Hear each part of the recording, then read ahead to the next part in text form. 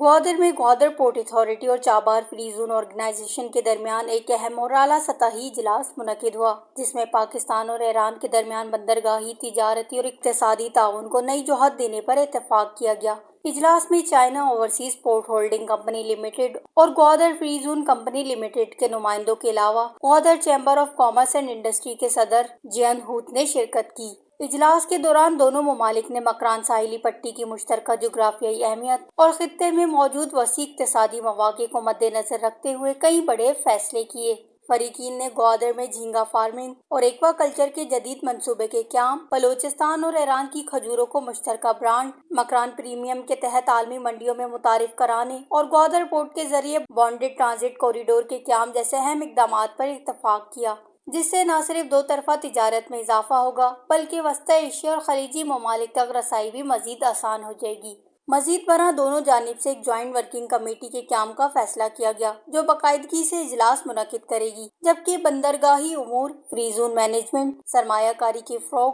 Cold chain logistic اور customer کے نظام میں بہتری کے لیے اسٹاف اور ٹیکنیکل ایکسچینج پروگرام شروع کرنے پر بھی اتفاق ہوا۔ اجلاس کے اختتام پر پاکستان اور ایران نے تجارت، سرمایہ کاری اور عوامی روابط کے فروغ کے عزم کا اعادہ کیا، جبکہ اس اہم مشترکہ اعلامیے پر نور الحق بلوچ اور محمد سعید عربی نے دستخط کیے۔ یہ تاریخی پیش رفت نہ صرف گوادر اور چابہار کے درمیان روابط کو مضبوط کرے گی بلکہ خطے میں اقتصادی سرگرمیوں، سرمایہ کاری اور عالمی تجارت کے ایک نئے دور کا آغاز بھی ثابت ہوگی۔ Wash news, Gwadar.